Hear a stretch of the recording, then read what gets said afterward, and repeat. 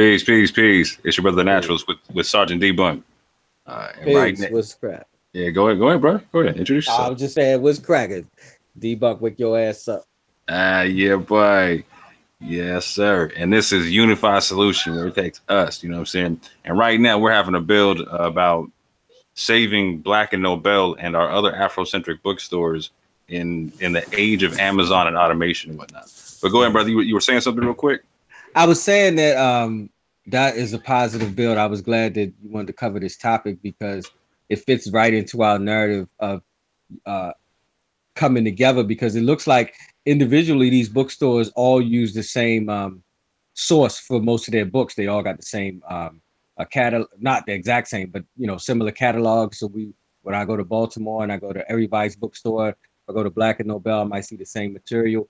And this is things that we can't find anywhere else. And I didn't even think about it until you brought it up, but it is in jeopardy thinking about Amazon because I remember my last couple of books that I brought them off of Amazon. And these were books that I would usually get from everybody's bookstore in Baltimore. Right, Yeah. right. So what do you think about it, man? Like, what's your thoughts on all matter? Well, I think it's kind of hard the same way it is where we say shop black when it comes to maybe like dealing with Walmart or other big name stores.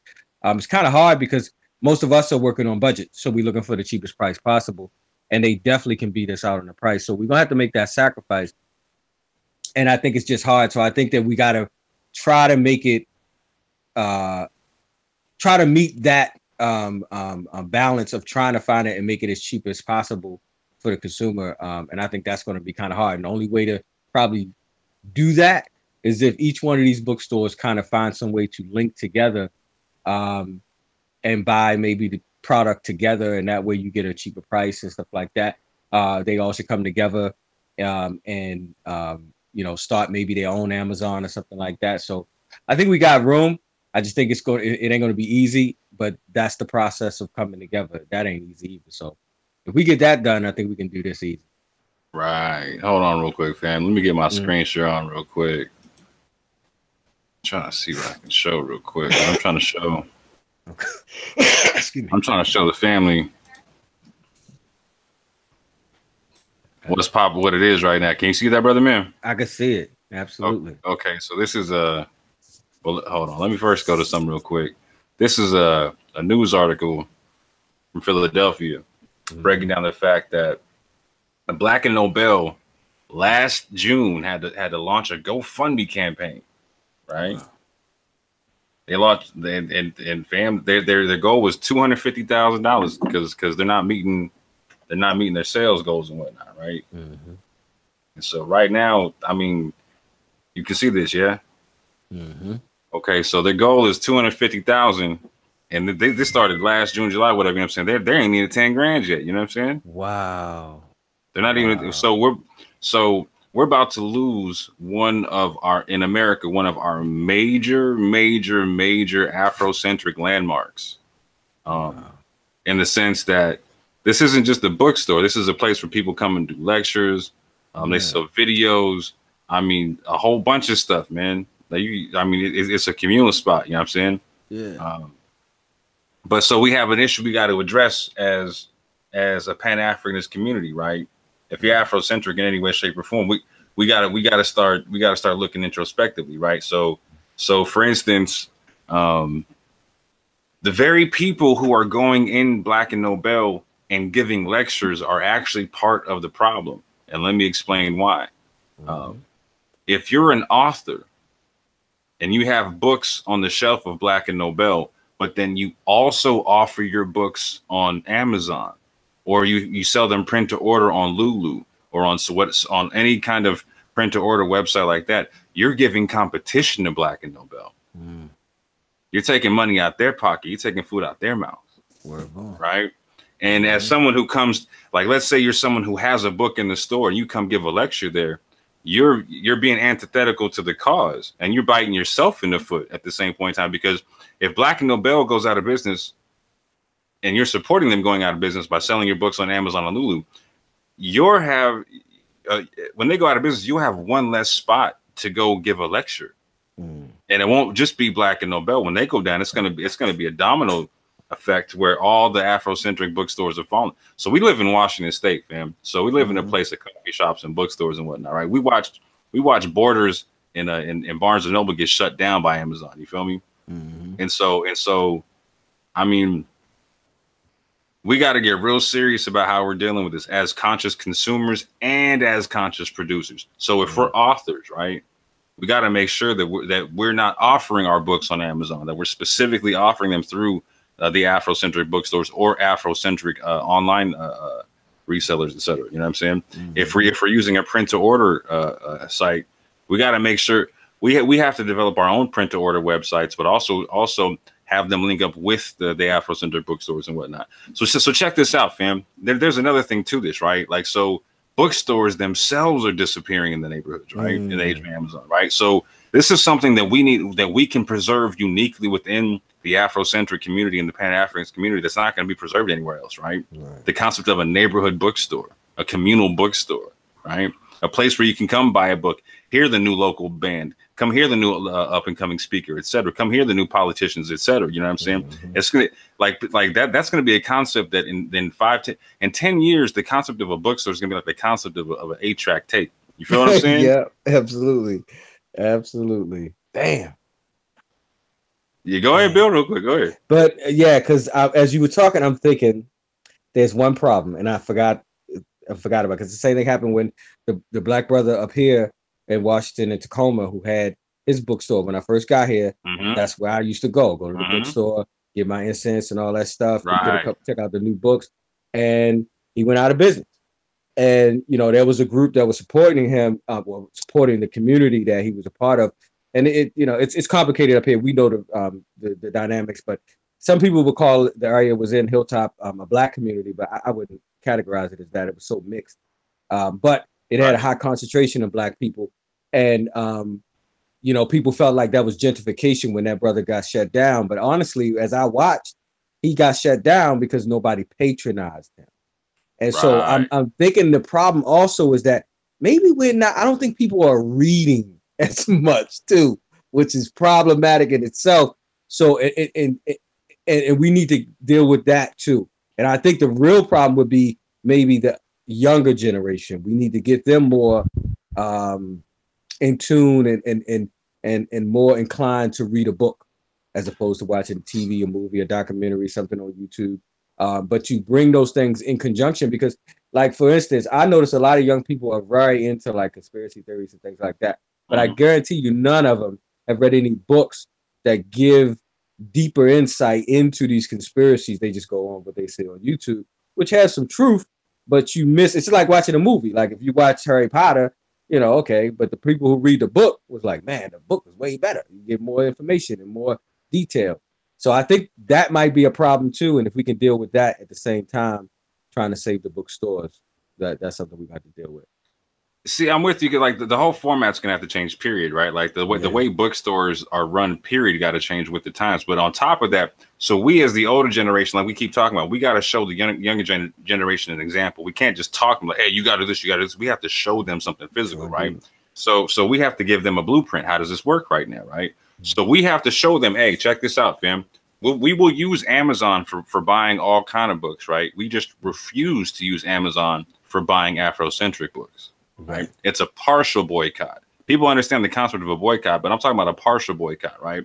So when it comes, so for instance, so we all talk about the concept of Black Wall Street, right? And we all talk about the concept, yeah, it got bombed from the outside, but we never really get to the root of the problem, right? And the fact that it rebuilt itself, and then once segregation was let off, we decided, we created and perpetuated the myth that white ice was colder than black ice. Yeah. We created and perpetuated that myth, right? Yeah. Like the moment we didn't have to spend money with each other, we said, all right, we're not going to, right? Yeah. So we have to recognize, okay, like as our generation, we have to recognize, okay, the previous generations made that mistake, so we have to correct that mistake. We have to willfully choose to spend money with each other, right? So that's going to take us doing partial boycotts, right? So in this instance, I'm not saying don't use Amazon whatsoever, right? I'm saying you don't use Amazon. Like, so again, if I'm the author, I don't put my on Amazon because I don't want to give Black and Nobel or my local Afrocentric bookstore. For instance, like, so what's the name of that store that you go to in Baltimore? Everybody's Bookstore. Okay, Everybody's Bookstore in Baltimore, right? Up here, we have a bookstore called Lem's Bookstore, right? It's the only African owned Afrocentric bookstore from Washington State all the way down to California. You feel me? It's been open for 20 years, right? Like, so we're in jeopardy of losing that up here too, right? So we have to, as the authors, we have to make sure that if we're going to write a book, that we don't put it on Amazon, we don't give these people a competition, right? But as the consumers, we have to make the conscious decision. Okay, if I'm going to get an Afrocentric book, I'm going to go to my local bookstore first, right? If I have one in my area, if I have one, right? And if they don't have what I need, then I'm going to go to Black and Nobel, specifically Black and Nobel, right? Because they're going out of business, man. Right. And most of us don't even have an Afrocentric bookstore in our area, so most of us are going to have to go through Black and Nobel, right? So I'm also making the call to anybody who is an author right now, who has books on the shelves of Black and Nobel. We need you to put your money where your mouth is, right? And practice what you preach, and pull your books off of Amazon and off the printed published sites like Lulu and whatnot. You know what I'm saying? The self-publishing sites. Yeah. Because if we don't start recirculating our dollar, it's not that we don't have the money. We got more than enough money. We got trillions of dollars. We're just choosing to give it. We're giving it to other people. We're choosing to give it to other people. Excuse me. Yeah. We're choosing to give it to other people, right? So if we choose to say, like the Jews would say, never again, right? We're not going to lose this store right here. We're not going to watch another storefront go down that we need, right? Because again, it's not like we don't need Black and Nobel. So again, this isn't just a bookstore; it's a lecture site, etc. Right? It's a community spot, right? And multitude of other items that they sell that, like exactly, health stuff, food, clothing, DVDs, music, etc. You feel what I'm saying?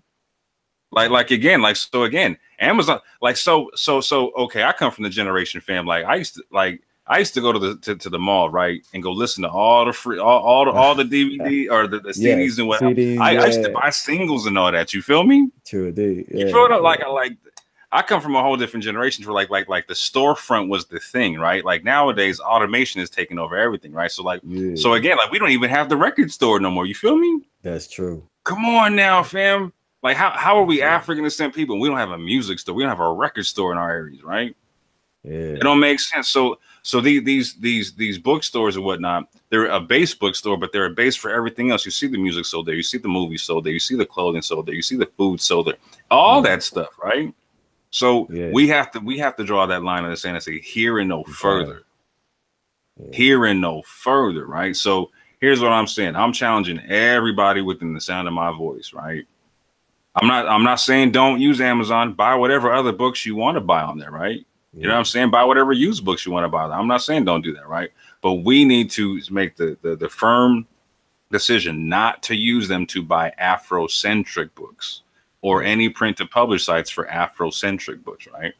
And we also need to, and as we do this, right, we're gonna see Black and Nobel, and also again, like I said, make the conscious decision of, if we can't find the book at our local store, then we go straight to Black and Nobel. Right. And if you want to, I don't even got a problem with you on a Black and Nobel first and then going local. You feel me? Because again, this is an iconic site for us. I mean, there's not a speaker that you listen to. I don't care what denomination you rock with in the conscious community. There's not a speaker that you listen to that did not give a lecture. It's like the Apollo Theater. Come on, fam. Exactly. That's what it is. No doubt. So go ahead. No, please. I was gonna say we gotta get the mindset of like the Montgomery boycott. Like I always like to use that analogy with people, and a metaphor for that boycott, because it wasn't easy. People assume, like, I don't even remember offhand. I know it was months or maybe multiple of weeks, at least 1 month to 2 months of waiting them out. And that took sacrifice and unification, because people you didn't know would give you a ride to work, you know what I'm saying? And sacrifice, their gas money or something. People would, contribute, the churches would come together, and we got to do it like that. Now, I would say that the other thing in reference to the getting the people to read, we do have a revolutionary opportunity here to because the books that are in these bookstores of our community are not anywhere else. I did a bill recently with a white brother who was giving flack to the Hidden Color series, and so I gave him a little answer, tongue in cheek and funny about it. But one of the things that he brought up was that where is this stuff at? Like, he didn't believe any of the knowledge, and so I let him know that, you know, we get different books, yo. You know what I'm saying? We might read your authors, but we got authors that we know you ain't checking out, and we got our own bookstore to go to get that. And so that's so unique. But that's the only place, the only time people come there is people who are seeking that knowledge. Now, one of the things that I think that we want to do as a people is make sure that true history is told. And that's where we go to seek that true history. If we can get these books into our schools, then those books become even more valuable because students will need to get them. Maybe libraries will start taking them. Maybe the school will buy a couple copies or something to have on tap. Get those teachers, because I just saw some teacher, and I forgot what I was watching, but it's a group called Hip Hop Ed, and they formed a collection of teachers around the country who use hip hop as a learning tool, but they use it in different subjects, whether it be English or mathematics, and each teacher do it his own way. And I'm thinking that, okay, we got hip hop in school, and they teach hip hop because they were teaching Kendrick Lamar lyrics or something because he just won the Pulitzer Prize, and so they brought that up. So I'm thinking, why can't we get some of these subjects into our schools? Well, we would have to force that. So that means we got to get political. We got to get political in the school board and in our local governments so that we can get that, and then those books become more valuable and give it more ears. So then our children will start hearing it in the process of learning. Because, you know, children, I get it. And when I was young, I didn't want to read a lot after school. I wasn't one of those dudes, but I didn't start getting knowledge of self until later on. But a lot of kids, you know, they, especially nowadays with computers and all that shit, all the other distractions, the only way to get them to really function and read something and get into a subject matter is if you get it in school. You feel me? Like, if we in school right now, what do we all? We learn Shakespeare. We learn, you know, all American history, world history. We skip all of African history and all that. So we just got to force it. And then those books will become more valuable. And the authors too. Right. And as authors, and also as the storefronts themselves, we have to offer a whole different, we have to evolve with the times, right? We have to, again, what we talk about, like re-evolution and renaissance, right? The evolution of revolution, right? So again, we have to offer different products, right? Like, so for instance, I buy a lot of books that actually have DVDs with them, right? So like trying to get to the youth or whatnot, like books on tape, DVDs, lectures, that type of stuff, right? Audio books, all that type of stuff, man. That's going to be the way to get that, right? And at the same point in time, as the bookstore, like bookstores, we have to start offering different services as well. Like, so again, we're gonna have to build a collective within the bookstores, right, to become to link up nationally, right, and become our own publishing companies, right? Like in the sense to where because that's publishing and distribution is where we're losing out at, right? And so again, if I'm trying to start up right now, if I'm an individual author, it makes sense to go to a print to publish type company, right? To where they just print whenever somebody buys a book, right? They don't print a backstock. They just print whenever someone buys one. That's efficient. It's a low overhead. Right? It's not like but at the same point in time, fam, we got to recognize if we're going to get out of this, we got to go old school. We got to go buy the box of CDs, go put them in the back of the car, go sell them out the back of the whip real quick. You feel what I'm saying? Like, we got to go hustle right now. You feel me? Like, we got to go get that. We got to go hustle, man. You know what I'm saying? We got to go hustle, man, real quick. Like, and keep it heavy, keep it real heavy, and not let the foot off the gas, right? Until success. Right, exactly. You know what I'm saying? And that means we have to measure that. So we need to know what it is we are trying to get to. Because I think the bookstore would be an extension of everything else. That bookstore can be a community gathering place. You know, with the next shooting, because we know what's going to happen again. The next shooting of an unarmed black man, now we know where to meet.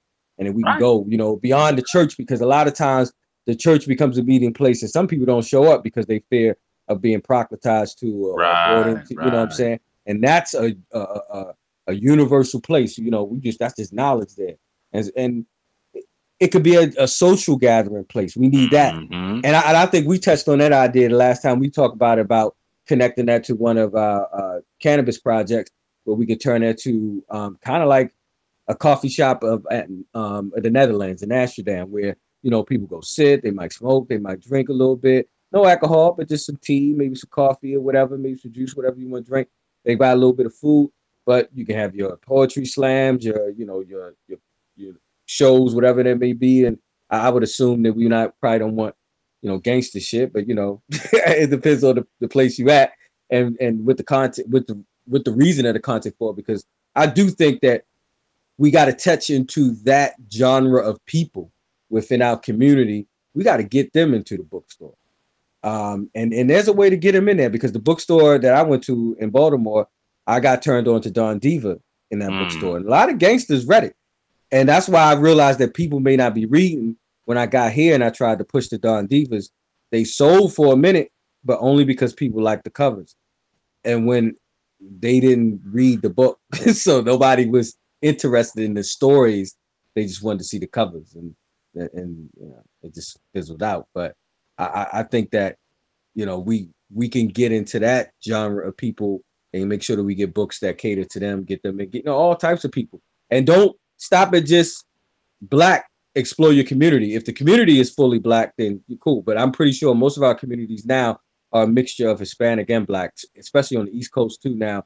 Definitely on the West Coast, but all the way up in Baltimore, Philly, and all those places, there's a high concentration of Mexicans now too. Right, so, and that's another way to expand it right there too. Is again not keeping it just 100% racial and whatnot, but at the same point in time understanding the national side of it, right? The nationalistic side of it. You know what I'm saying? Like you have to decide to spend your money with your own. You can't wait for it to happen. You can't wait for someone to save you like that, right? You gotta you gotta make that conscious decision. You know what I'm saying? And here's another thing though too, fam. If we don't decide to start saving these institutions and whatnot, right? Like, so look at what we're gonna lose here. Like, so this institution ships to the prisons, right? Like, so the people trying to get knowledge in prison are going to get cut off. You know what I'm saying? If we don't save this bookstore, right? Not just our local ones, but this particular one. This one ships nationally. You feel me? Right, right. So they already got a format of similar to Amazon. So maybe we need to start using that too. You know what I'm saying? Like everybody just start checking that website. Precisely. Yeah. Myself included, because like I just said, I was guilty of that. And right. About it. Right. Yeah. Me too. But that's what I'm saying. I'm having to make the stand. I'm keeping myself accountable from here on out. Right. Indeed. Whenever I'm going to buy an Afrocentric book, I'm going straight to my local bookstore. And if they don't have it there, you know what I'm saying, I'm going straight to Black and Nobel. You know what I mean? True indeed. And if they don't have it on stock at Black and Nobel, then I'm going to go to the author themselves and see if I can't get it straight from them. Right. Right. But I'm not going to go to Amazon. Not happening. I'm not going to a print to order site. Not happening. Right. And you know what? I'm at one other thing. You said boycott. I don't even really want to look at. I don't think it is a boycott in the sense of like, take the Koreans or the Asians. There's an Asian store, a supermarket across the street, and the bulk of them know that even like a Safeway and the main major chains sell their Asian products, and they'll go there for a lot of stuff, but they will only go for the products that they get from that are specifically Asian at this Asian market, because it's still thriving. So it's, I don't know what you call that. It's cultural love. I don't know, like, but you know, a lot Mexicans do that a lot too. Nationalism. There you go. Nationalism. Cultural pride, nationalism. Cultural. Yeah, we need to do that. So we can look at it like that. You know what I'm saying? It's, you know, like we're not hating on Amazon, because Amazon sell a hell of a lot more things than books. So I'm pretty sure you're gonna have a lot of options of getting stuff from Amazon. Believe that. So, you know, we just want to build up our community, and, you know, and the other beautiful thing about those things, and I think we kind of said it, but didn't harp on it, they are in the community. So the money stays in the community. Those people tend to live in the community. Hire people in the community. Hire them. Yeah, absolutely. Amazon is taking our jobs away, not giving us jobs. You feel me? That's the whole point to this, right? So, and here's what I'm saying, fam, is we can act, and if we can save Black and Nobel, right, we have the opportunity to expand this concept, right? So again, being the only community where you can find a bookstore where you can find a spot to go listen to music or whatever. You can go find it's the storefront concept, right? And again, here's another thing about it, right? It'll change the stigma on how outside communities look at us, where we banded together to save our information centers, right?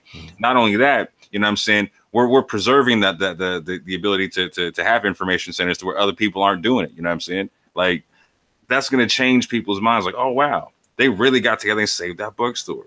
And we're watching bookstores disappear everywhere. You know what I'm saying? Yeah. They really, and they be trying to save them up here. They've been trying to save those Barnes and Nobles and stuff like that. Right. But they're having the same problem with people Right. not, going to the book as often. Yeah. And like I said, we got one bookstore up here, Lem's Bookstore, that's been up here 20 years. Right. Dude, man, I'm death before dishonor. I'm not letting that store go down. It's not happening. Never again. It's not happening. You feel me? Like, I'm gonna do whatever in my power to be as innovative as I can to work with these people in whatever way they will let me, to make sure that they not only stay open but they thrive, right, to the point where they can expand. You feel me? Because that's the kind of mindset that we're gonna need to change and reverse any kind of negativity that we're in right now and that we're trying to get out of. Yeah. And I'm looking at the page now that you got posted, and it shows the $9,745 of the 250,000 that they're trying to get, and that's last year. That's a problem. Yeah. So that's a big problem. And so I don't know. I'm always broke. You know what I'm saying? So it's kind of hard for me. Everybody got that, and I know that we all got our things that we need first and foremost, and then a lot of us have some vices that we put before a lot of things. I will say this, that maybe we need, and I don't know if people do this. I've heard that Jews do this. I don't know if Asians do this, but we would need a central location to be able to house this money in some way. But we need a place where we can all just donate to a central location where of some sort of fund or organization will be able to help these type of entities that we have when in need, if it becomes a situation where maybe we're not supported, maybe we're not reading as much and they need to try to stay alive if we feel it's necessary. And I'm saying, like, I'm trying to figure out where I've seen this before. I can't remember, but it's we like a UN, for example, in the community, and that place will be, it can be offices or something, but people will come there if they need anything. The same services, maybe a church office, but on a bigger scale. Now we don't have a lot of cheese, over a period of time, people can drop, $5, $10. We had to be committed to that degree. I'm saying, so we got a lot of issues. We saved the bookstore, but it won't stop there. We got a lot of other things that we need to do and to uplift our community, and it all requires money. And so if we continuously give small amounts over a period of time, kind of like the concept in the other part of the cannabis project we're working on with I got 5 on it. You just put $5 in, you know what I'm saying, on a monthly basis or a bi-weekly basis, whatever you can, and then that money will build. The other thing I would say in this situation with Black on Nobel, there's a lot of entertainers, wealthy athletes, singers, rappers, actors, all these people who either know about this store, or we should be able to contact and tell them about this situation and be able to have them save it in the drop of a dime with the amount of money they're asking for. I mean, that should be a drop in a bucket for the vast amount of money we got out there. So we need to start calling them to task too. I don't know how to do that because I don't want, we can't tell people what to do with their money.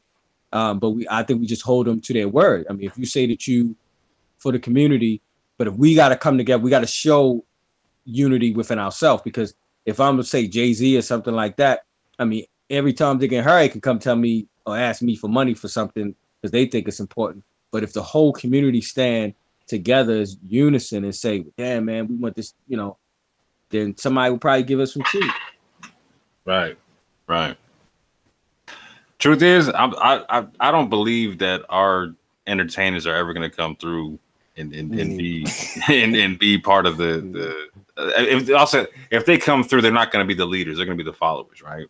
Right. You know what I'm saying? Because they got to give up a lot to lead. You know what I mean? And I don't knock them for that, because they went through a lot to get to where they're at, right? So I don't knock them for that kind of self-preservation and whatnot. But at the same point in time, it's this simple, fam. If we just do what I suggested, and we partially boycott Amazon and the print and the ready to print, you know what I'm saying, services and whatnot. So off the top, if we do that, they won't even need to raise it 250 grand, right? They're like right now they'll go from being in the red to the black to the green real fast, real fast. In fact, we should do a whole little thing to where like a whole red, black, and green thing, like you know what I'm saying, like a little a play off that, like the red, black, and green flag, right? To where like we try to get them from the red to the black to the green. You feel me? Like I'm ready. Like I'm trying to be on this at least once a month, trying to do something where we talk about this, trying to save this story. I'm not trying to, like, again, I'm trying to draw a line in the sand this far and no further. You feel what I'm saying? Okay. So I think one of us can maybe call them and see where they at, what's their status, and maybe discuss some ideas and options. I'm thinking now, like you saying, if we say, okay, we're not going to shop at Amazon for these particular books, so now let's put a need for the books. I think that everybody has books that they suggest, and I think we could build a collection. Now people got their top 10, top 5 MCs and something like that, or top 10 albums you must hear, something like that. How about the top 10 books that all of us Afrocentric brothers and sisters should read or should have? You know what I'm saying? Like, so I know off top, a lot of people would say Message to the Black Man. You know what I'm saying? So if that's one of the books, them books should start flying off the shelves so people don't have it. I like that. Yeah, and I'm pretty sure that I got some books that I don't have in that top 10 list. So I go grab mine, and then right off the top, we can start giving them some fun. Right off the top, people, like, so in the comment section below, I like this a lot. Give us your top 3 books, your top 3 favorite books that you can't live without. That's in your book collection, right? Yeah. That you would, if your children, your young children, if you were going to leave anything to them, you would leave these 3 books, right? Like, what would they be, right? Because the brother's making a good point. We want to get the next generation on this whole reading tip, right? And on this whole concept of grabbing our information and getting a hold of it, right? So what information do you think is important for them to have? So the brother mentioned like Message to the Black Man. That's one of his, like, that's a book. I don't know if he would recommend that, but I know that's a book that he's saying like everyone knows that book, right? Like everybody got that one on their shelf, right? So however you want to do it, you know what I'm saying? Put it down below, man. We would love to get your input on that. And we will definitely start doing something to where we will be recommending a book list for the youngsters to go patronize, and the older people to go patronize Black and Nobel with. Yeah, and suggest some children books too, because that's where I find problems. My children are good readers and they like to read. They just, I don't like they like some of the books. It's just they all stories of white characters, white scenario situations and stuff like that. And I go to the bookstore, I haven't found a lot. Other than, a couple here and there that might be a similar story to a white story, but just with a black face, you know what I'm saying? Something like that. So I'm pretty sure there's a lot of options out there, and I just haven't ran across them because I didn't have kids till I got up here and the bookstore was already closed, the black bookstore. So I'm trying to check that out. So definitely give me some children books if anybody knowing. That's real good. And for age demographics, because I got a 9-year-old, 13-year-old, and I definitely want to get some. I got some grandbabies about to grow up and be young, so maybe some good ones for them to give them that, because we got this love with the Black Panther movie, so we want to immerse our children in that Afrocentric consciousness, because that's what we need to build these revolutionaries of the future, because our time is up. Really, it's up. So we got to get it ready, and the first thing you need is knowledge. Right, and on that whole Black Panther tip, right? So again, this means don't go to Amazon to go buy them movies. Don't go to Amazon to go buy to buy our DVDs and CDs, etc. Like we need. It's not just the books; it's the movies, it's the music, it's all that, fam. So we got to come out. That's gonna come out in DV in the next couple of months. So if they can get a hold of that and they know, and this is the thing we're gonna have to do when we make these unifications. If they already know, okay, well, everybody's gonna be coming to us or their local black bookstore for the copy of Black Panther, so we can live off of that. Because everybody, you know, that's gonna sell. Right. We know that. I'm with that. That's challenge number 2, family. So we already know that the Black Panther DVD is coming out and all the all the toys and games and all that stuff, right? So we got to make that conscious decision to go get them stores from to get those products from our stores, right? And particularly if we make the conscious decision to go get just the Black Panther DVD, right, and any other comics and books that come along with it, right? You know what I'm saying? From Black and Nobel and our local bookstores. That's going to save it right there. Yeah. That right there is going to be a shot in the arm that right there will close the gap on that 250. We already saw how much money we dropped on that movie just going to go see it. You feel me? Woo! Oh yeah, oh yeah. And you know what? We are being connected to this superhero genre in a big way. You got Luke Cage. They just popped them on Cloak and Dagger, which is the black and white girl. And if our children are going to start getting the comic books like that, and there's a lot of black people who already was in it and into it even more, let's get our stuff from there. Let's just let them go ahead and tell them what you want. Not only just black characters, but all the characters. Just get them from there. I wish we had Scooter right now on I was thinking about Scooter as soon as I said that, because I'm thinking about I was first gonna say we ain't into it, but I thought Scooter. Oh no, I'm mad into it, man. I was in him a little bit, but that's the first time I met a brother who was that deep into him. He's I still got all my old comics and whatnot, but I saw Scooter. I was like, oh, what's up? Let's get it in. I was deprived. Yeah, I don't know. I was interested. I didn't know they had black superheroes, and I never was interested. I mean, I like Batman, but I never was interested in anything else, you know. And I really wasn't that much of a Batman fan. Right, and like you're saying, now we definitely got the Black Panther popping off, right? Yeah. Like, so if our kids are going, like, our kids should definitely be looking into comic books and whatnot at this juncture, right? So and graphic novels for the parents and all that type of stuff, right? And the teenagers and all that. We should be grabbing all that from Black and Nobel, fam, and from our local books, our local Afrocentric bookstores. You feel me? Yeah. So do us this favor as well. So whatever state you're in, whatever Afrocentric bookstore that you know of, that you go shop at, that you go do whatever at, right? Send us that. So put that down below. Put links down below. All that type of stuff. So we can kind of build a kind of a network of these stores and whatnot, and try to see how we can work together and whatnot. Yeah. And I would also say that if there's a place, a community, a city, where you think one can be used, you know what I'm saying, then, go and drop that, because I think as those bookstores grow, if we can manifest this and they can really work, then right off the top, they have some places where they know they can grow and expand. Real talk. Yeah, because I know, like in Baltimore, we got Baltimore. That's the city, the one that's in the city. But there's a high concentration in certain counties around in Maryland where there are a high concentration of black people. Like my wife grew up in one in I think Hagerstown or something like that. So they probably can use one, and then everybody bookstore can expand out there. But they won't expand unless they know they can get some patronage and they can survive. Real talk.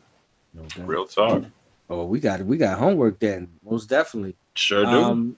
I mean, I think, you know what? We'll talk about it later, see who's going to make that call. And then we'll wait and see if we get some the comments that come in and check out these other stores, and we'll work it out. But I definitely like this move right here. And it just smoothly works into that, because that's the unified solution concept right there. Yes, sir. We got a problem. We're going to bring all the people who are in that genre of the problem to deal with said problem. So that means we need to talk to authors. We need to talk to the bookstore owners, and the people who patronize bookstores, and find some ways to make this happen. Yes, sir. I mean, we can't let the knowledge base get lost, man. I mean, we done. Come on.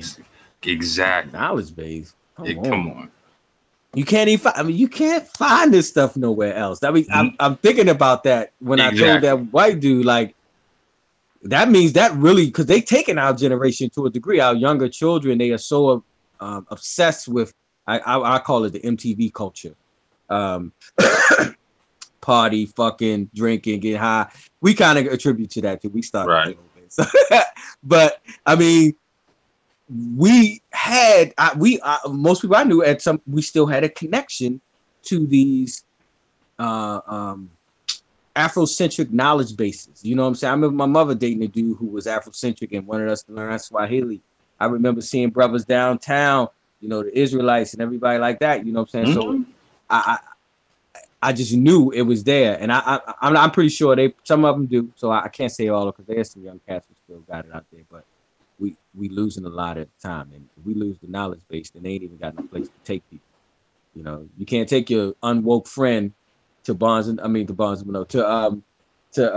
Nobel if he ain't woke. Where you gonna take him? Now you gotta take him home and try to drop squad his ass or something. You know? Exactly. Come on now, exactly. And I'm saying, so we're of a unique generation to where we are around for this whole internet innovation, right? So we have to be the ones to evolve our information base to mix with that. So for instance, like how do you think Kemet would deal with the internet age? You know what I'm saying? They would deal with it. You know what I'm saying? They went from clay to papyrus to whatever. You know what I'm saying? You think they wouldn't? You think they wouldn't go digital too?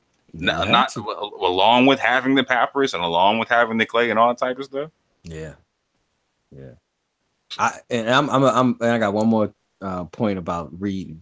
I read somewhere, and I'm not too keen on the study, but reading words off of a page helps the synapses in your brain connect, as opposed to watch in a different way, as opposed to like being relaxed in that alpha state and, you know, watching TV or pouring in. So you can still get the knowledge, but there's something different about the connection it makes in your brain when you read the words. I don't know, it goes deeper, and I don't remember the details of the study, but I know there's something to that effect. So we can't lose that in itself, because I mean, we're losing a lot.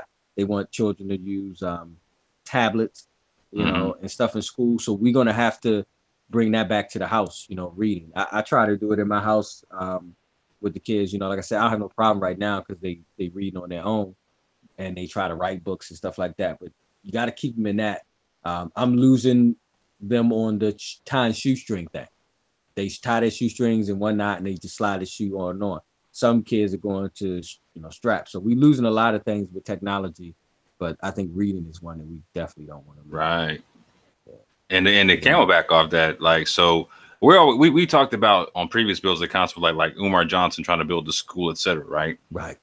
Well, we can also use these bookstores as our own miniatures, like as our own school site in situations where like we can run a lot of school programs through these spots, through these spaces, right? And have another reason to be going there and frequenting them. Just beyond. So there's a lot we got to build with on that, fam. Oh yeah, a lot we got to build with on that. So where we can multi-purpose these places as best as we possibly can to fit the needs of the time.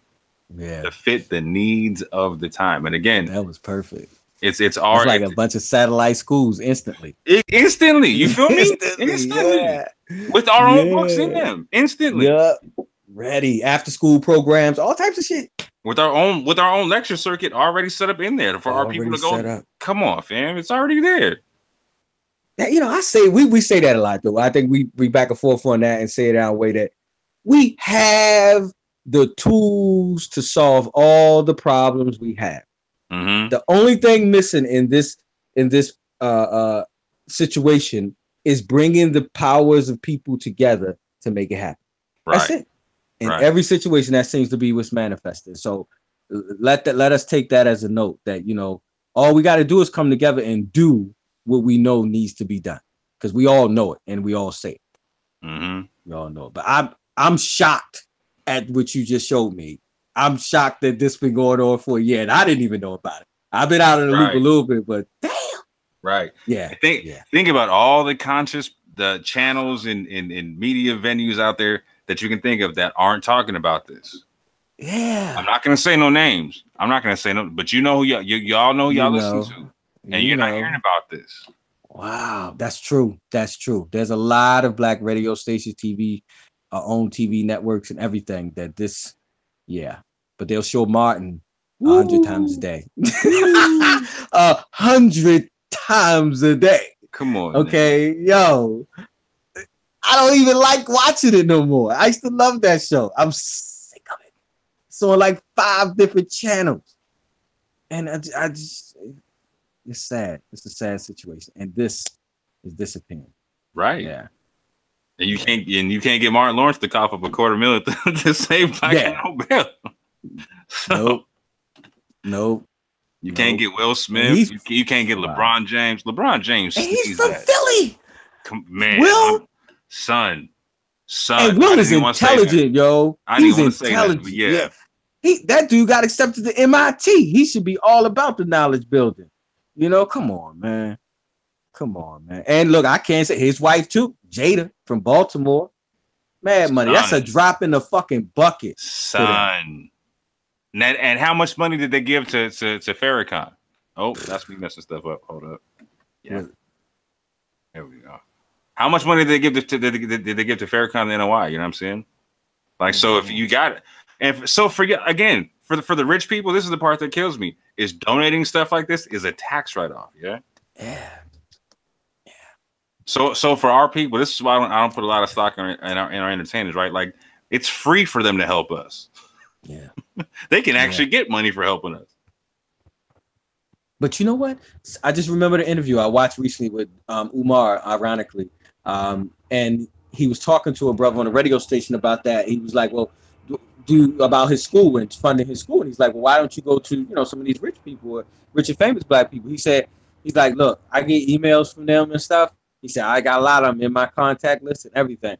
He said, they'll support me behind the scenes, but they will not support me in public. And kind of what you said earlier, too, he reflected on that, saying that, they got a lot to lose and they feel like they will lose it. But you know what? To me, somebody got to take that chance, yo. Somebody got to take that motherfucking leap and bring your money with you.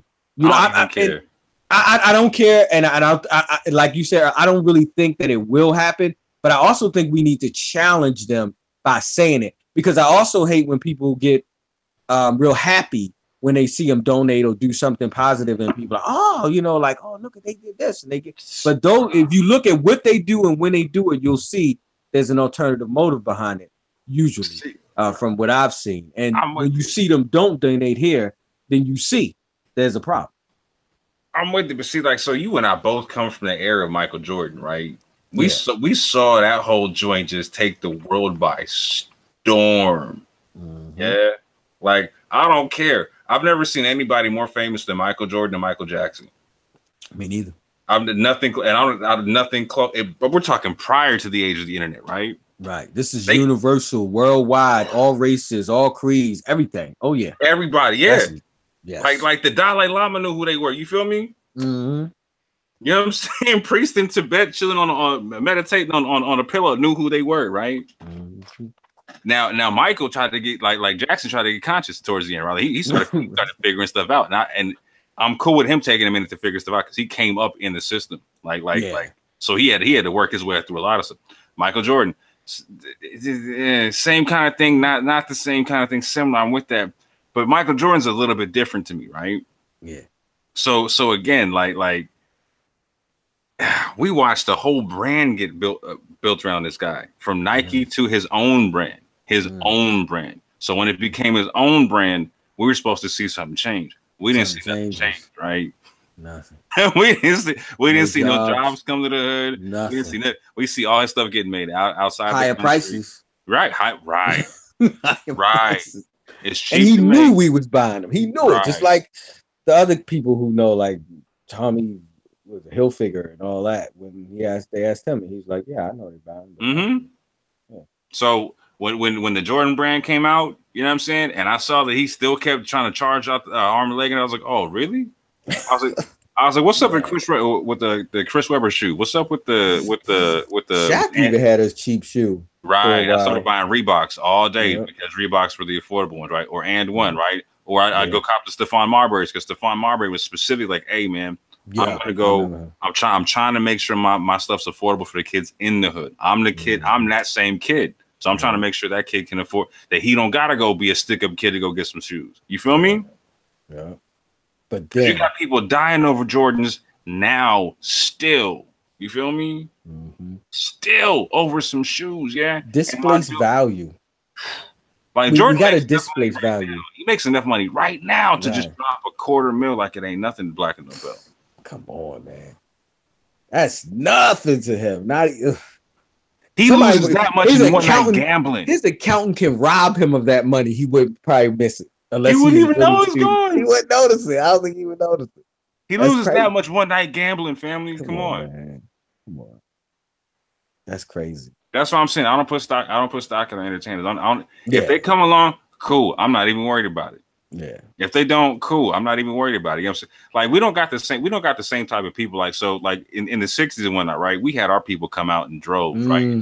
You remember that sacrifices. They took big sacrifices. That famous picture, like where you had like Jim Brown, Lou Alcindor when he just became Kareem Abdul-Jabbar. You know what I'm saying? All of our people, Bill Russell. You had a whole bunch of athletes. Cook, Nina Simone, right? Man, Yeah, exactly. Exactly. Different time periods. You feel me? Yep. Different time period. Like they didn't own as much, right? Like these are people who were still owned by the industry, right? You know what I'm saying? Like they weren't making that kind of dough. Now you got $100 million athletes. It's a little bit different, fam. Just a little bit different. They're like, I can't. I'm gonna lose all that. So again. I don't expect them to give that up ever. What I'm saying is that you and I, in our community, we have $2-3 trillion of our own money, right? That we can stop giving to them. You know what I'm saying? Check this out. I personally boycott all of those type of people, right? I don't buy major brand stuff that puts our people on as their advertising, right? Like, so I'm not gonna buy a Nike shoe or whatever, right? I'm gonna go see. Okay, like so there's some red, black, and green shoes, or there's some Afrocentric shoes I can go buy right now. You know what I'm saying? If I want to, and they're not gonna cost me as much as these other shoes, right? And the real talk, I mean, these shoes that you're paying an arm and a leg for, they're getting made in Thailand anyway, right? They're getting made in China anyway, right? So and you can see the quality is not like it used to be anyway, fam. So why not just go ahead and spend half the money? You know what I'm saying? Buy it American and buy it from our people. You know what I'm saying? It's gonna. Are you talking about the same brother I saw on that black? I think his name's Ogon. He's from Ghana. He's in Ghana. Cause you talking about some red, black, and green shoes. They look like tennis shoes. Some of them look like Reebok. Some of them look like Converses. Let me try to find something real quick. Yeah, I'm getting them. I'm just shopping with him. That's what I'm trying to do. My whole he sell dashikis and stuff like that. That's like his own designs. Most definitely. Oh yep. That's them. Come on, man. Yeah, and that speaks to our misplaced value in the sense that, like you said, in Asia, these things are being made for pennies on the dollar. Even the Jordan, and who they might put a certain type of thread instead of that single thread, they might do the triple thread, so theirs look a little bit tighter. But ultimately, it's the same fucking shoe. You know, because when I was in the military, a lot of dudes who went over to Korea would come back with personal custom-made Jordan sweatsuits. Because the lady who worked at the Jordan spot would bring home the blanks and just make them up for the people, the GIs, and get them to them for dirt cheap. And they come over with a whole wardrobe of that shit. So it's nothing. It's really not worth the value that you're putting on it. And I think that's the misplaced value we have. The nigga would come rob a motherfucker for some Jordans because he think they worth $200, or he think that they valuable because they are priced at $200. You know, we got to check our value status. You know, because that shit is not worth no $200. Not even. And I actually wanted to. Do you know the actual value? I always wanted to check that out, and I don't know where I would look to find that. You were about, but I would guess. I would guess less than $5 to really fully make a pair of shoes. Between the rubber, the small amount of leather, the small amount of rubber, the cheap labor, that's it. Absolutely. We kill it. Motherfucker So will kill a the nigga. powder blue Air Jordan 10 hit retail stores in late February. First day sales reportedly top 35 million worldwide. Air Jordans are manufactured in China and reportedly cost Nike a bit more than $16 a pair. The Air Jordan 10s are listed on Amazon for $250 to $550 a pair. Damn. Now that's some markup for your ass. And you know what? You can't, like, we talk about, and especially in the black community, we talk about hustling all the time. And, yo, we can't even hate the game. No. Because we are supplying, we are doing it to ourselves. We are doing it to ourselves. Right. Absolutely. Right. We are funding our own demise. That's crazy. We are funding our own demise. So we can't be mad at nobody, family. That's the whole point, right? We can't be mad at nobody. We gotta just look in the mirror and say, no, this far and no further, right? Never again. You feel me? Yeah, I'm changing. And I've been actually working on that. I haven't been able to buy no clothes myself for a while for the kids. But once I get my cheddar up like that, and I do want a new wardrobe, it's gonna be all shit that ain't got no names on. Usually, I was buying my shit from like Ross or something like that, and I always felt like that was a good curveball in the sense that I'm buying it because it's cheap. I don't really care who name on it. I know somebody's name gonna be on it. I just really don't like wearing shit with big bold letters of, you know, advertising somebody's shit. So if I can hide the name and nobody see it, I'm good. Only other thing I would do is like maybe support my NFL team, and I don't do that no more. So I'm out of that loop. Right. Yeah. So yeah, you know, sacrifice, yo. The Buddhists say that, you know, sacrifice brings, you know, enlightenment, and we're gonna have to sacrifice a lot of shit and give up a lot of shit before we gain what we actually looking for. And we need to stop looking at a problem. I'm sorry, let me cut you. Go ahead. No, you good. I was just saying that I think that's gonna be hard for a lot of people to give up.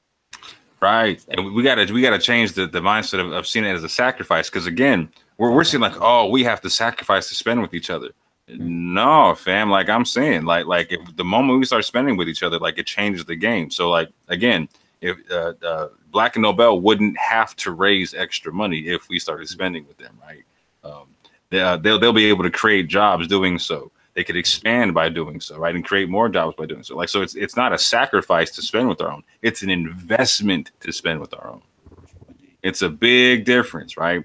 So a sacrifice is like, oh man, I got to give something up. No, and no. An investment is I'm putting this in now to get something back later, right? Yeah. I'm planting this seed so I can pick fruit off that tree. You feel me? Yeah. So we got to start looking at it like that. No, it's a labor of love. You feel me? It is. Yeah. That's what we're gonna call a labor of love. We're gonna have to apply that. Yeah. So we got to get Black and Nobel and the rest of our Afrocentric bookstores from the red to the black to the green. Green as soon as possible. Mm-hmm. No doubt. Yeah. Anything else you want to add on, bro? That was it, brother. That was peace. It was wise and civilized. I think we got a good little project going. I can't wait to see it into fruition. Yes, sir. I'll build with you later on it. Yes, sir. No doubt. Peace. All right. Peace and love, fam. Peace and love.